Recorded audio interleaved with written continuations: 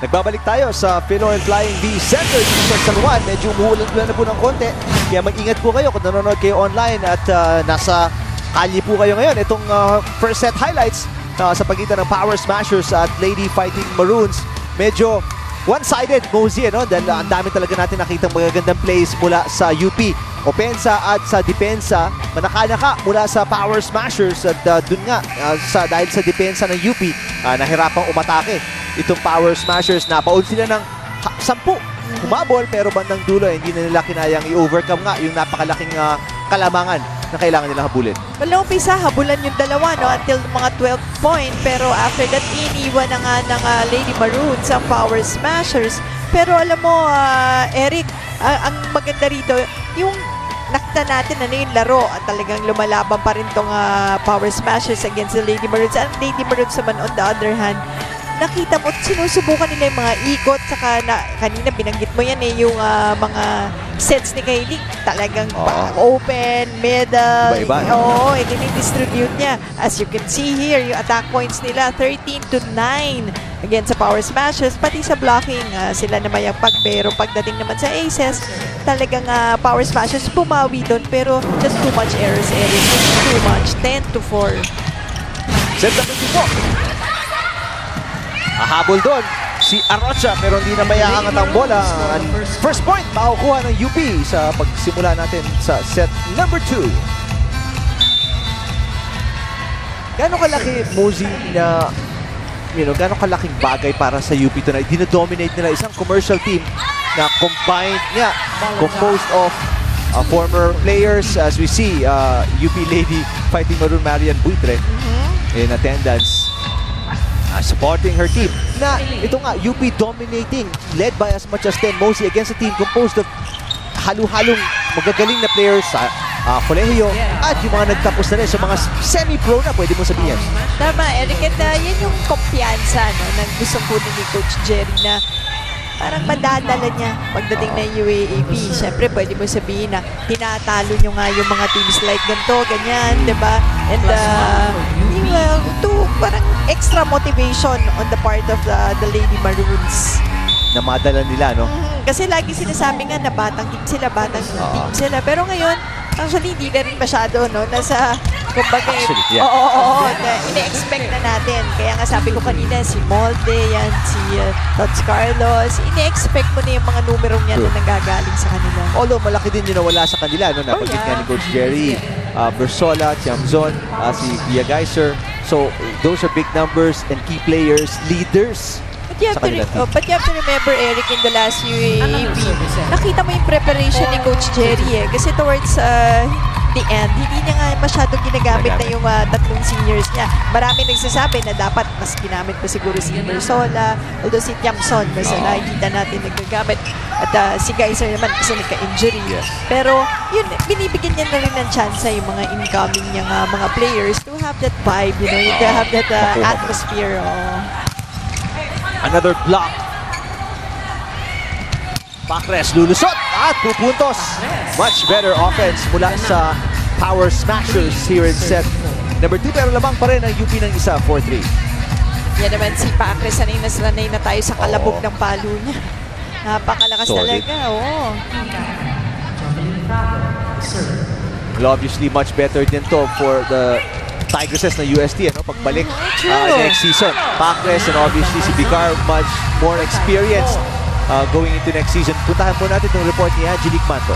Kanina nga, feature natin itong si Jesma Ramos ng Lady Maroons at talagang I made it a point na makakwentuhan ko siya before the game. Eric and Mosey, 4 years pa lang pala itong naglalaro ng volleyball dahil nga daw papalit-palit ito ng sport every year until her 4th year in high school kung saan nag-decide siya na mag-stick na sa volleyball. Pero outside volleyball naman, kung hindi daw ito yung maging career niya in the future, gugustuhin daw niyang maging isang model which is perfect for her height as a middle blocker. Bata pa daw ito nung huling magkaroon ng pagkakataon na ma-pursue ang modeling. Pero kung magkaroon man daw ng pagkakataon, babalikan niya ito. Pero kahit na mahilig naman ito sa chocolates at fast food, hindi naman magiging struggle dito ang mag-maintain para sa modeling career niya dahil very active talaga ang lifestyle nito. Medyo nakakaingit yon, Eric and Mosey.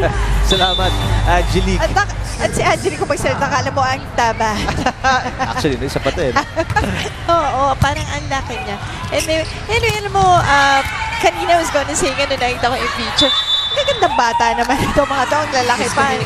5'9", 5'10" din po si Tsaka yung Ramos. sister niya, di ba? Parang Yes. papansin mo, parang malaking bata rin. And they're really pretty. Pwedeng mag-modeling. Actually. And then, Pero gusto natin, modeling/volleyball. volleyball. Nagbabadminton pa. Nakita natin kanina dun sa, no? Sa ating feature. Madaming sports nilalaro to si Ramos eh. Nakakatuwa naman. Good dig right there. And yung palo ni Arocha, papasok. Magandang simula para sa Power Smashers. Lamang sila dito 8-4 kontra sa Lady Maroons. Set number 2. Hello po, ako po si Jerry A. Rescober from Quezon City. Ate Roselyn, may tanong po ako sa inyo. May ginaya na po ba kayong parte sa isang movie or TV show?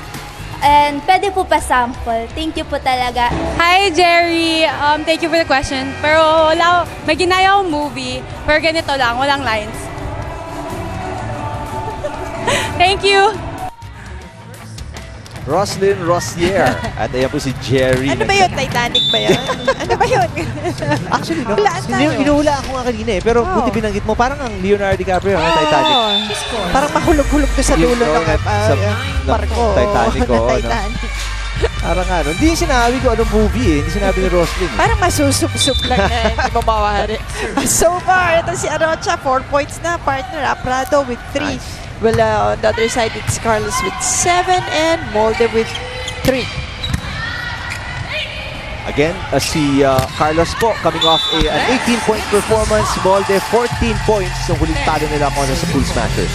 Pero si Paques, tuloy-tuloy. Yun na nga, Buhay na buhay. sabihin ko sana, eto na naman si Dim Dim. Another point for her. And ito, lalo na kay Dim Dim at kay Alina Bicarb, malaking kumpiyansa rin to, no? Nadadali nila pagdating na UAAP. Yes. Dahil itong si Dim Dim din, isa sa mga players na, alam mo yung nag-aalangan pa siya kasi kababalik niya lang last year eh, diba? Hindi siya nakalaro the year previous to that. So parang kailangan niya to. Kailangan niya tong mga laro dito.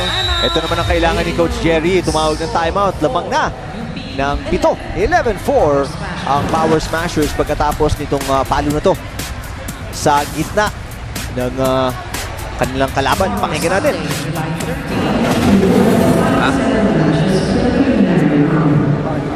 Para tayo hindi nag-usap niyan. One set lang, ang gulo na natin. First ball, alam na natin yung target nila, di ba? Na hindi pa tayo nagre-react. May cover tayo, ha? Isang first ball lang.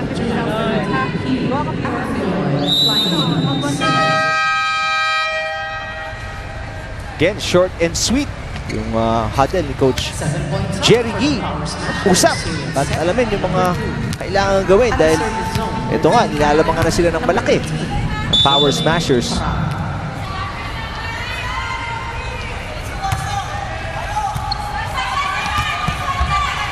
Di maganda yung reception at free ball para dito sa Power Smashers. Pacres, yes! Chris, parang ginanahan na todo dito sa second set.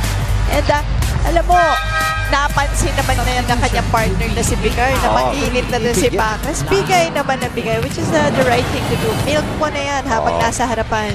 Parang nung first set, inaantok-antok pa siguro itong Power Smashers. Nagising dito, Mosi, grabe 12-4. Pagkatapos silang tinambakan ng 10 kanina, sila nagbabalak ngayon ni Angato. 8 na ang kalamangan nila. At ang bilis from the get-go, yung bawi nila.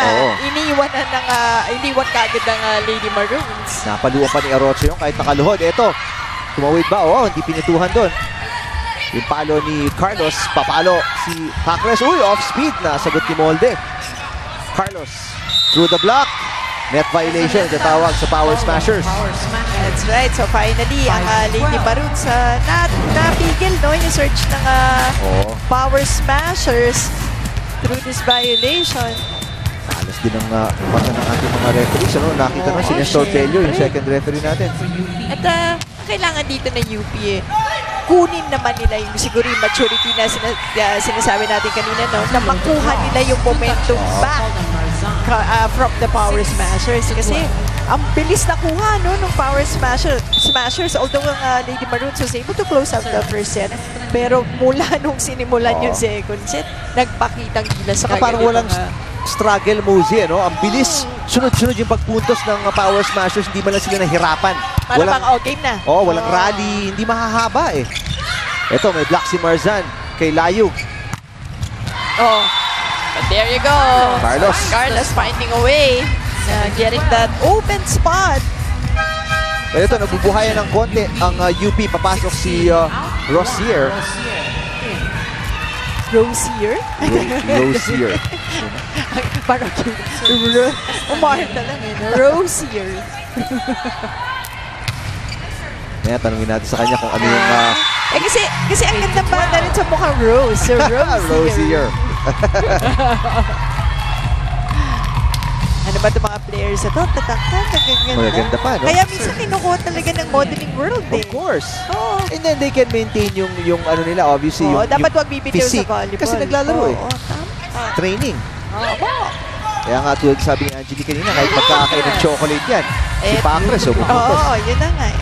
So talagang baon on that last play, Pacres, dito yung mga palo niya dito sa second set, nakikita mo yung diin ng palo. Yung ang hirap kunin. Bigat talaga eh. Bigat talaga yung palo, yung bola, iba't eh. Yung tunog, may bagit natin kanina, kay Carlos, gano'n. Kay Pacres, halos mas doble eh. Yung putok ng bola. Pero sayang doon she missed that serve. Yes. So easy point for the Lady Maroons. Na unti-unti nang humahabol. Good save. Pero magandang block para kay Marzan kontra kay Molde. Arocha. Estraniero, balik kay Molde. Off speed, natapik ni Marzan. Marzan na naman. Wow, Marzan! Alam mo, si Marzan, isa talaga sa mga players na nakita ko dito this conference na yung pagdating sa middle, intimidating talaga yan. Ang ganda ng timing. Timing, yes. Ang ganda ng timing sa block. Bukod pa doon, napakalaki rin na player. So, perfect talaga pagdating sa defense. Layug. Prado, ito kay Bicar. Arocha, blocked. Balik kay Arocha. Off speed. Ito si Molde. Block na naman. This time by Esguerra. Molde ulit. Lulusot. At 2 puntos. And Molde on the second try. On a much lower set. Ganda, no? Nagbibigayan si Carlos at si Molde. Yun ang maganda sa players natin ngayon.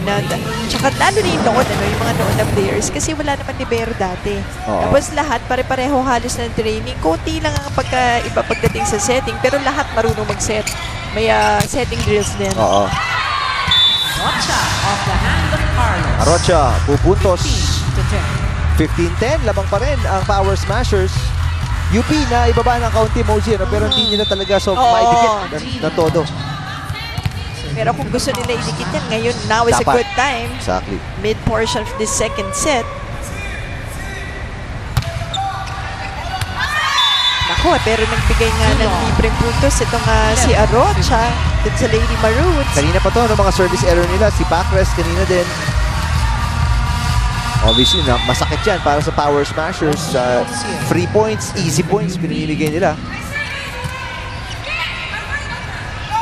Prado. Ganda ng pasa. May pitik pa eh. Bumitik pa si Prado.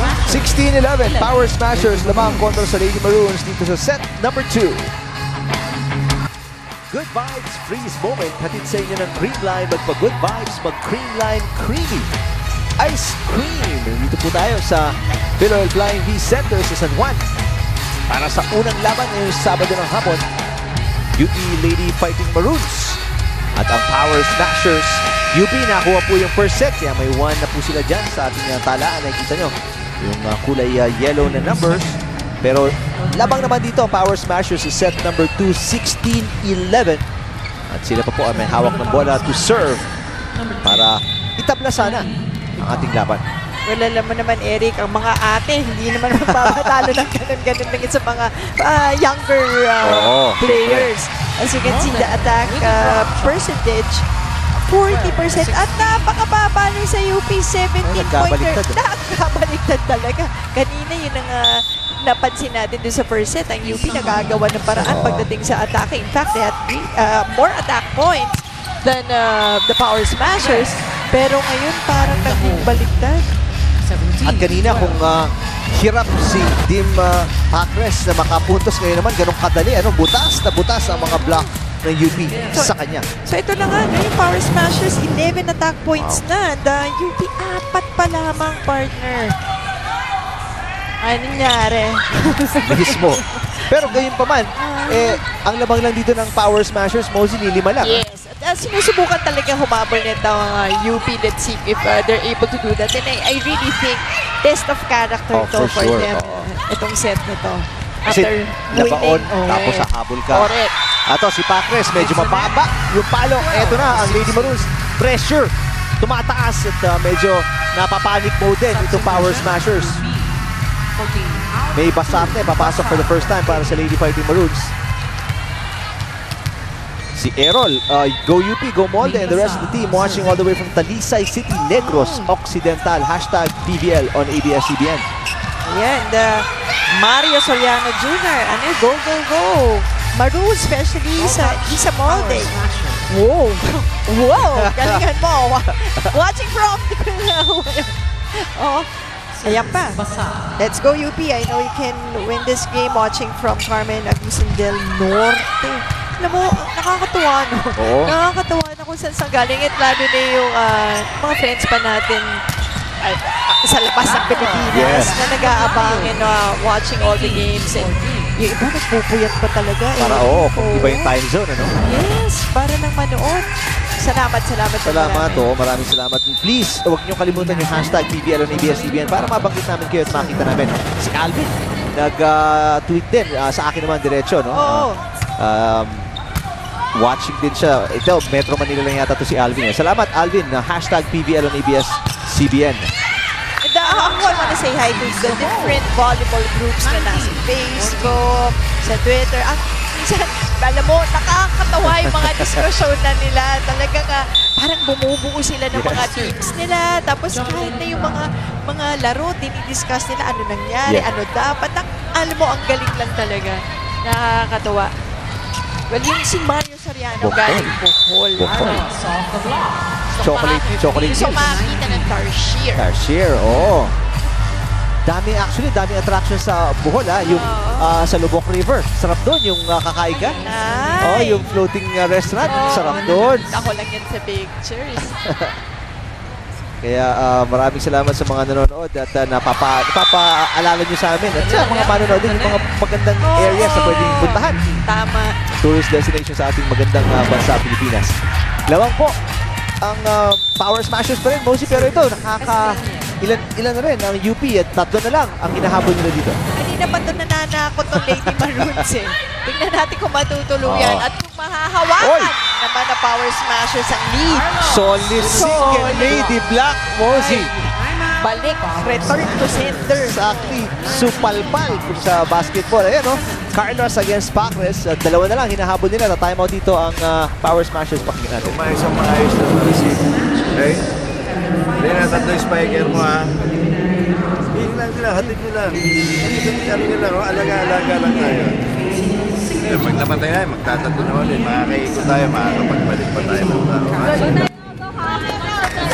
Kami lang tayo agad. So, pinapakalma lang ni Coach Nes Pamela yung kanyang mga players. And now, naubos nga yung 8-point lead nila. Alam mo, boses pa lang ni Coach Nes, kakalma ka na talaga and tama yung sabi niya, hawakan nyo, kayo pa rin ang you're in the lead by 2 and isa ka lang daw, magro-rotate na at magiging 3 pa yung laman. So, 1 point at a time, no pressure. Arocha, sinusubukan yung cut shot. That's So, dito mawid. yung second ball a little bit overset. So, gagawa na lang sana niya ng paraan kasi nakakommit na siya dun sa approach niya eh. Nauna kasi yung approach niya, so lumampas yung bola. Nahihirapan siya dun sa footwork. Pero ito ng UP, Mosey, sinabi mo kanina, test of character nila, no? Dumikit sila ng isa, pero Andrea Marzan, kanina pa, ang ganda ng mga kontribusyon ni Marzan. Depensa ngayon, opensa naman. Ay, pero magpapalit si Coach Ness na, alam mo, usual niya kay Coach Ness yung towards the end of the set. Kanina nga naging natin masyado nakita, although eto na si Kim and Picar also coming in. Oh, actually, lumabas si Picar, lumabas si Guillema. Tama, si Guillema ang pumasok. Susan Kim, malaki-laki din to si Susan. Halos kasi laki ni Marzan, about 5'10", 5'11", or maybe 6 na siguro. Ayan, nagka-error tuloy. Si Rosier. That's right. Right into the net. Dumikit sila ng isa, Mosey, pero kumawala ng dalawa ang Power Smashers dito. At balik sa 3 ang kalamangan. Yung kalma na hinihingi ni Coach Ness din sa kanyang koponan. Estraniero, main setter ngayon. Carlos. Halang getting that. Dignigalang. Oo. Estraniero sa likod. Natid kay Rosier. Kim, maangat. Susan Kim. Estraniero. Wow, nasa kabila naman si Carlos. Paikot-ikot. Tots Carlos. Guillema. Kim, papalo. Mababa. Oh, and she wanted to go down the line. And that went right into the net. So, balik sa dalawa ang hinahabol ng Lady Fighting Maroons. Yun nga lang, si Tots Carlos nasa likod, Mosey. Ano? So, magiging main option dito ay si Isa Molde. Pero service error, masakit. Masakit yan. Ito, at this point of the game, masakit yung error na yun. Ito na si Alex Tan. Pinasok na ni Coach Ness. We wish her well, no? Kung ito na yung last volleyball stint niya. Yes. At, magbago mag-Australia ba, no? At yun nga, gusto niya manalo sa koponan na kino-coach ng brother-in-law niya. Masarap na kwentuhan niya. Coach Jerry po, yung sinasabi namin, ha? Molde. Guillema. Arocha. Yes! Arocha. Just enough power. Pinadaan ni Rosier na medyo may distansya ng bahagya sa net. May timeout na naman ng UP pagkatapos nitong puntos na to ni Regina Rocha. Pakinggan natin ang Lady Fighting Maroons.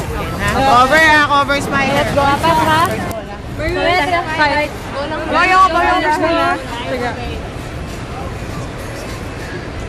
Sobrang gilid dun, no? Well, wala tayo masyadong inabot dun, Mosey, ano?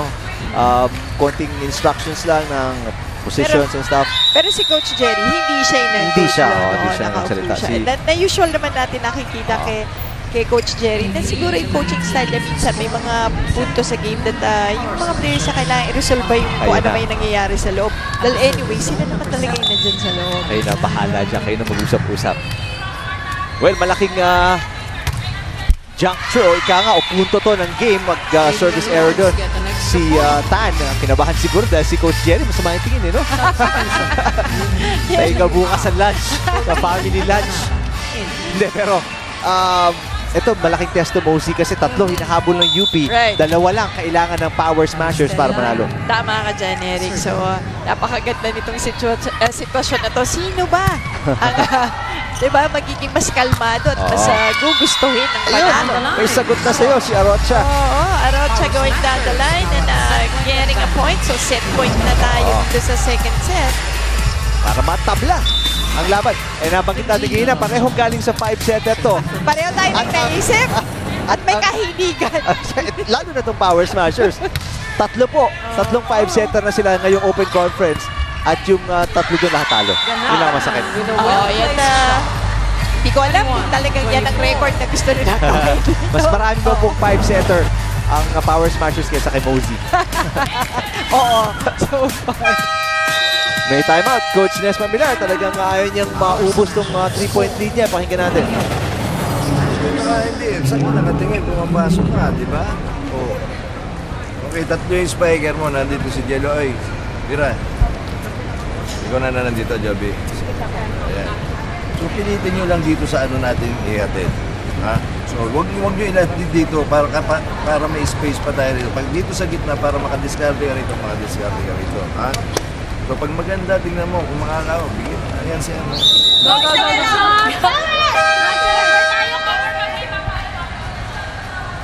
Ganyan makita yung board ni Coach Ines Pamilar, no? Para puro code eh. Pag may posisyon ko dito, doon. Tapos bigyan mo kay ano. Tingnan natin, gusto niya ng panapos. Isang puntos lang kailangan dito ng Power Smashers. At nag-drop siya ng play. Actually, may mga options doon. Siyempre, depende sa reception. Pero gusto niya, one solid play para makakuha na ng isang set. Oo, and ayaw mo na nene, kinakaba-kaba pa. Although si Coach Nes, bago naman kabahan yan din siguro. Talagang dikit-dikit lang. But, or hindi yata kinakabahan niya. Oh. Kay Ling ang nagsiset ngayon. Molde, babalik ang bola. Oy! Mababa para kay Ganaban at actually hindi niya na nakitawid eh. Panigurado na yung pwesto ni Esguerra doon. Ang ganda ng ginawa ni Esguerra para bang wala ng way, no? Na maibalik pa yun. So, mga kapamilya, one set all tayo. Lady Maroons first set at ang Power Smashers second set. Siguradong minimum 4 sets po tayo dito. Samahan nyo kami dito lang sa SNA.